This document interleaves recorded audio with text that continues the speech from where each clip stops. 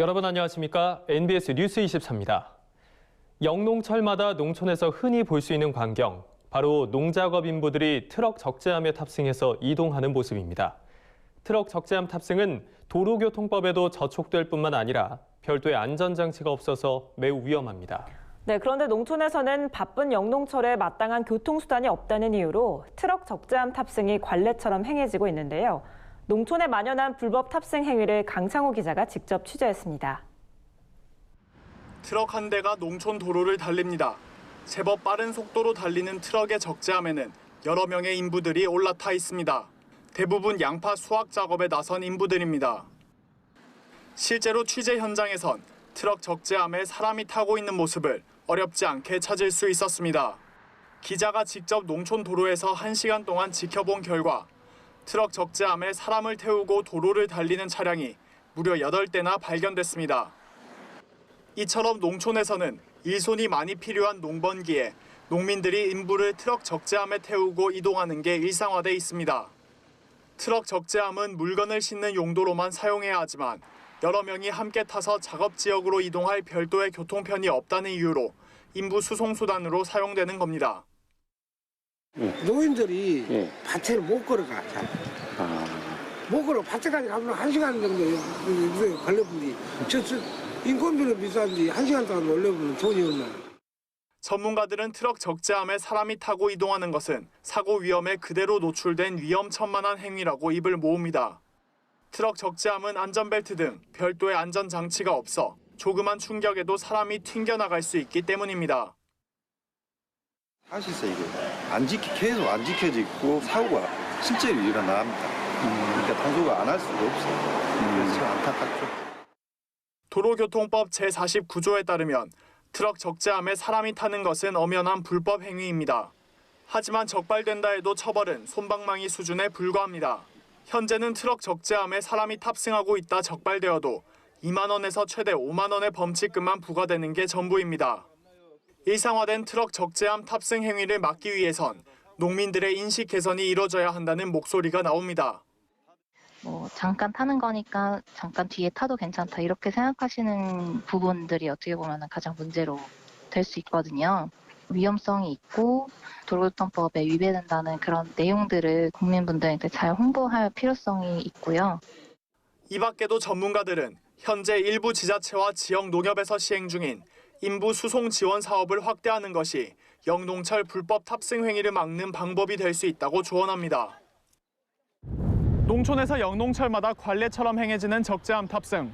불법 행위일 뿐만 아니라 치명적인 사고를 야기할 수 있는 만큼 반드시 삼가해야 합니다. MBS 뉴스 강창호입니다. 올해 상반기 동안 국회 본회의를 통과한 농업 분야 법안이 단 한 건도 없어서 농업 홀대라는 비판이 거셌는데요. 오랫동안 파행됐던 국회가 정상화 수순을 밟으면서 농해 수위도 조만간 열릴 것으로 보입니다. 이에 농업계의 기대도 커지고 있는데 국회에서 시급히 처리해야 할 농정 현안들에는 어떤 것들이 있는지 윤슬기 기자가 취재했습니다. 오랫동안 파행됐던 국회가 드디어 정상화 궤도에 올랐습니다. 무려 84일 만인 지난 6월 28일 여야 합의로 본회의가 열린 겁니다. 이에 따라 농림축산식품해양수산위원회도 조만간 가동될 전망입니다. 국회에서 논의할 농정 현안은 한둘이 아닙니다. 현재 계류 중인 의안만 670여 건에 달할 정도로 처리해야 할 문제가 산더미처럼 쌓여 있습니다. 가장 급한 건 2018년에서 2022년 산쌀의 목표 가격을 정하는 겁니다. 정부는 수확기 쌀값이 쌀 목표 가격보다 낮을 경우 그 차액의 85%만큼을 농가에 보전해 주는데 이를 변동직불금이라고 합니다. 일반적으로 1월 중에 수확기 쌀값이 결정되면 정부는 2, 3월에 변동직불금을 농가에 지급합니다. 하지만 올해는 목표 가격이 결정되지 않아 농가들이 여지껏 직불금을 받지 못하는 초유의 사태를 맞았습니다. 문재인 대통령의 농정 공약인 공익형 직불제로의 개편도 지지부진합니다. 지난해 11월에 박안주 더불어민주당 의원이 발의한 농업소득의 보전에 관한 법률 개정안이 통과되지 못하고 있어서입니다. 쌀 목표 가격이 결정이 되지 않아 변동지급금이 농민들의 지금 지급되지 않은 상황이고요. 또한 농업소득보전법에 정한 처리가 늦어져 직불제 개편안이 전혀 지금 진척이 없는 상황입니다. 이번 임시국회에 통과가 되지 않는다면은 그로 인한 막대한 손해는 농민들에게 전가되지 않냐 그렇게 생각을 하고 있습니다. 고향사랑 기부제, 일명 고향세 도입을 위한 법안 처리도 지체할 시간이 없습니다. 고향세는 도시민이 자신의 고향이나 원하는 지방자치단체에 일정액을 기부하고 세금을 감면받는 제도로 지방 소멸을 막는 데 큰 역할을 할 것으로 주목받아 왔습니다. 정부도 고향세 도입을 100대 국정과제에 포함하고 올해부터 시행하겠다고 약속했지만 관련 법안은 아직까지 행정안전위원회의 법안 심사 소위에 계류돼 있습니다. 국민연금법 개정안도 서둘러 통과돼야 합니다. 농어민에 대한 국민연금 보험료 지원이 올해 말이면 끝나기 때문입니다. 그 전에 일몰기한을 연장하거나 폐지하는 내용을 담은 개정안이 처리돼야만 농어민이 기존의 혜택을 계속 누릴 수 있습니다. 문제는 시간이 턱없이 부족하다는 겁니다. 이번 임시국회 회기는 오는 19일까지로 예정됐지만 농해 수위는 언제 열릴지 알 수 없는 상황. 산적한 농업 현안들을 처리하려면 국회가 속도를 더 내야 할 것으로 보입니다. MBS 뉴스 윤슬기입니다. 앞으로 식용란 검사에서 불합격한 산란계 농가는 매년 1회 이상 전문 방역 업체를 통해 소독과 방제를 받아야 합니다. 이를 어기면 최대 300만 원의 과태료를 물게 되는데요. 2017년 발생한 달걀 살충제 성분 검출 사태가 재발되는 걸 막기 위해서입니다. 이달부터 변경된 가축 전염병 예방법 시행규칙 내용을 이현경 기자가 보도합니다. 이달부터 식용란 검사에 불합격한 산란계 농가는 매년 1회 이상 가축방역위생관리업체의 소독과 방제가 의무화됩니다. 농림축산식품부는 이 같은 내용을 담은 가축전염병 예방법 시행규칙 개정안을 이달부터 시행한다고 밝혔습니다. 이에 따라 식용란 검사에 불합격한 농가는 당장 올해부터 매년 1회 이상 전문 방역업체로부터 소독과 방제를 받아야 합니다. 2021년부터는 검사 합격 여부와 관계없이 10만 수 이상 산란계를 사육하는 농가가, 2023년부터는 5만 수 이상의 산란계 농가가 이 같은 의무를 준수해야 합니다. 만약 이를 어기면 위반 횟수에 따라 1차 50만 원, 2차 150만 원, 3차 이상 300만 원의 과태료를 물게 됩니다. 또 아프리카 돼지열병 ASF의 유입을 막기 위해 농가가 지켜야 할 방역 관련 준수 사항이 추가됐습니다. 음식물류 폐기물을 돼지 먹이로 급여할 경우 폐기물관리법을 위반해서는 안 된다는 규정을 못 박은 겁니다. 현재 환경부는 가축 전염병이 발생했거나 발생할 우려가 있을 때 농식품부 장관이 요청한 경우 농가가 남은 음식물을 가축에 급여해서는 안 된다는 내용으로 폐기물관리법 개정을 추진 중입니다. 아울러 가축 전염병 발생으로 역학조사가 필요한 경우 정부가 농가 차량의 고속도로 통행 정보를 수집할 수 있게 됐습니다. 통행정보 요청이 가능한 가축 전염병으로는 구제역과 고병원성 조류 인플루엔자, ASF 등이 지정됐으며 정보를 활용할 수 있는 기관은 중앙행정기관과 지방자치단체, 역학조사반으로 제한됐습니다. 또 가축 전염병 발병국에서 온 외국인 근로자에 대한 관리를 강화해야 한다는 지적에 따라 분기별로 1회 이상 외국인 근로자의 고용 여부를 확인하고 고용 해지 등 정보 변경 사항이 발생하면 해당 정보를 수정해야 한다는 근거도 마련됐습니다. 아울러 지자체장은 가축 방역 통합 정보 시스템에 가축 거래 상인 현황과 지자체의 방역 점검 결과를 반드시 입력해야 합니다. 또 가축 분유 운송업체는 시설 내에서 반드시 세척 후 소독을 실시할 수 있는 세척 시설과 소독 시설을 별도로 구비토록 했습니다. 이번 개정으로 방역 정보 관리 강화 및 계란에 대한 안전성 확보 등을 통해 축산업 발전과 국민의 건강 보호 효과가 증대될 것으로 기대됩니다. 농식품부가 이번 조치를 통해 가축 방역 관리 체계의 신뢰도를 높일 수 있을지 주목됩니다. MBS 뉴스 이현경입니다. 애써 가꾼 농작물을 멧돼지가 파헤치는 일이 빈번하면서 농민들의 고충이 커지고 있습니다.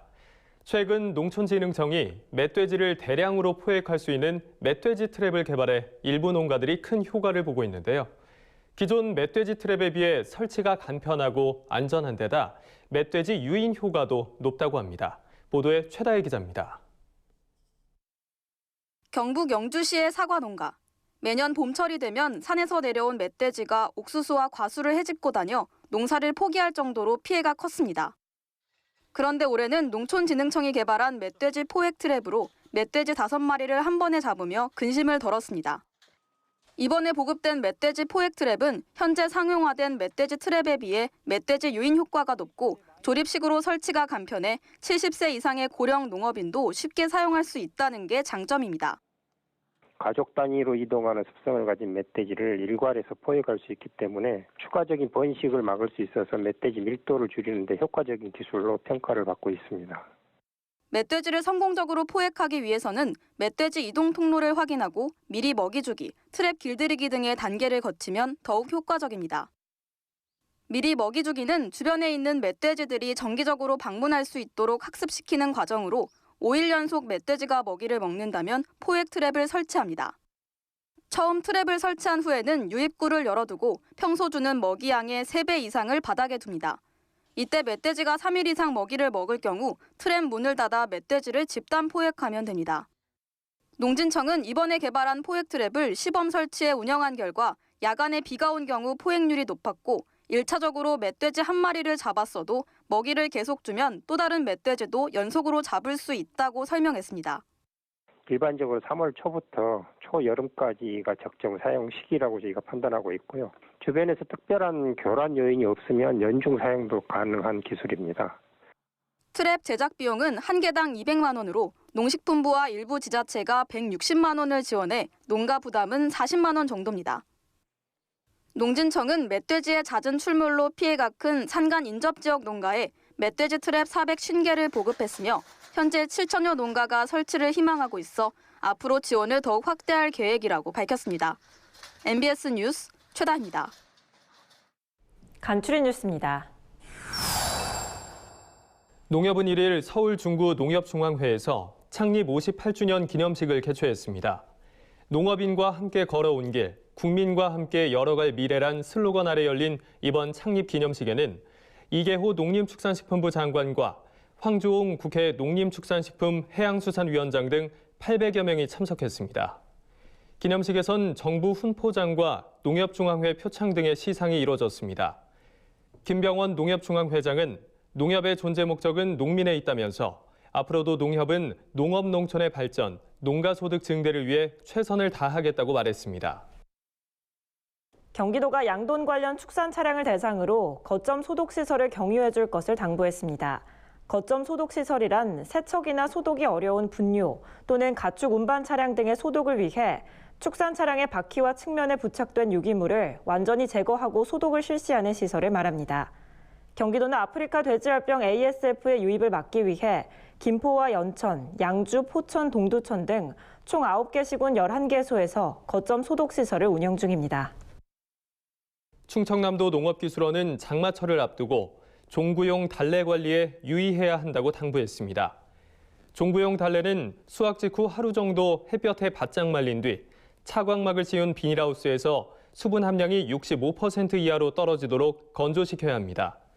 건조가 충분히 되지 않았을 경우 건조기에서 40도 이하로 사흘 정도 말려야 질 좋은 종구 보관이 가능해지며 장마철 높은 습도에 부패하지 않도록 통풍 관리에도 각별히 신경 쓰는 게 좋습니다.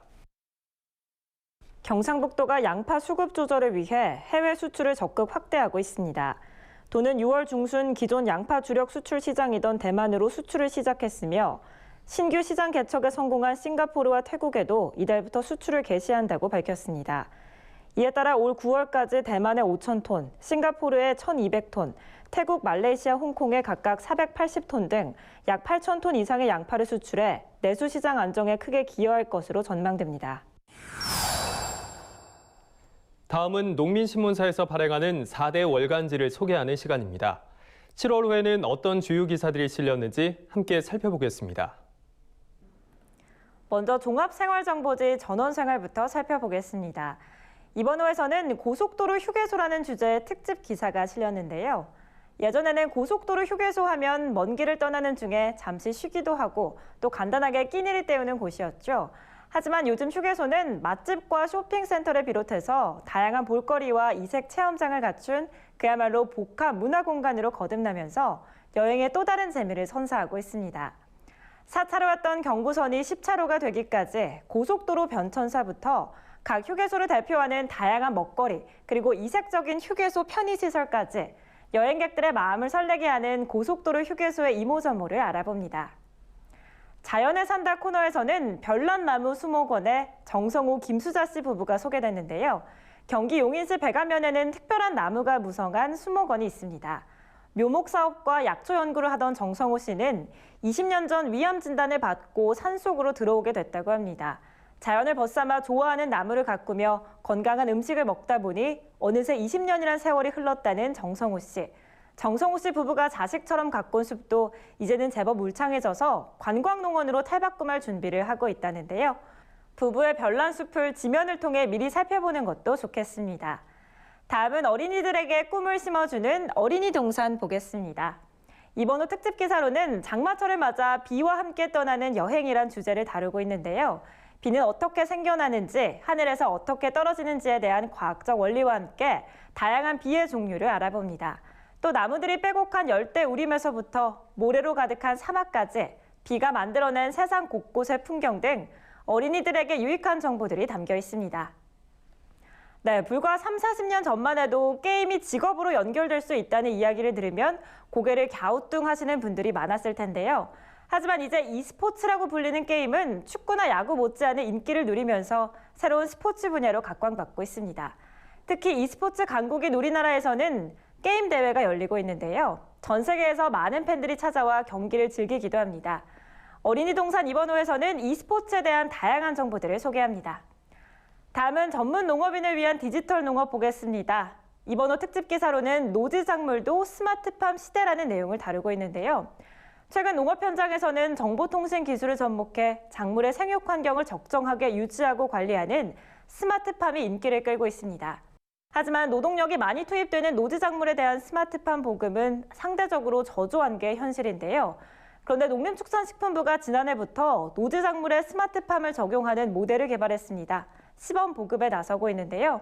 현장에서 어떻게 적용되고 있고 또 어떤 효과를 보이고 있는지 자세하게 알아봅니다. 이번 호 집중 조명 코너에서는 우리에게 친숙한 작물이죠. 옥수수에 대해서 다루고 있습니다. 여름철 간식거리와 다이어트 식품으로 그만인 옥수수는 재배 지역이 전국적으로 확대되고 또 급속 냉동 기술 등으로 연중 옥수수 소비가 가능해지면서 농가는 물론 소비자들의 관심이 매우 높은데요. 요즘엔 기능성 컬러 찰옥수수와 가공용 품종 재배도 늘면서 더욱 다양한 옥수수를 만나볼 날이 멀지 않은 것 같습니다. 네, 다음은 축산 전문지 월간축산 보겠습니다. 할랄 식품이라고 혹시 들어보셨나요?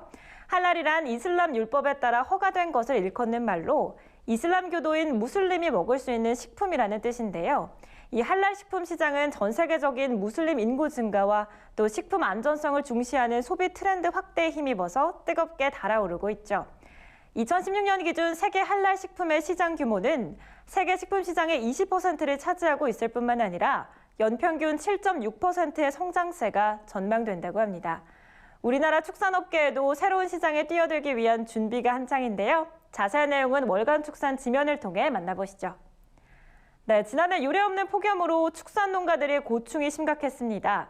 그런데 국립축산과학원에서 개발한 가축 사육 기상정보 시스템을 활용하면 축종별 온습도 지수를 미리 알고 대처할 수 있다고 합니다. 폭염 피해를 줄이는 데 도움이 될 수 있을 것 같은데요. 얼마 전부터 이 시스템을 이용해 사양 관리를 하고 있다는 경기 여주시의 순미제일 목장 한상민 대표와 둥지농장 한원주 대표를 만났습니다. 여름철 폭염에 대비할 수 있는 축산농가의 노하우를 들어봅니다. 네, 지금까지 농민신문사에서 발행하는 4대 월간지 읽어보기였습니다. 저희가 준비한 소식은 여기까지입니다. NBS 뉴스 24 마칩니다. 함께해 주신 여러분 고맙습니다.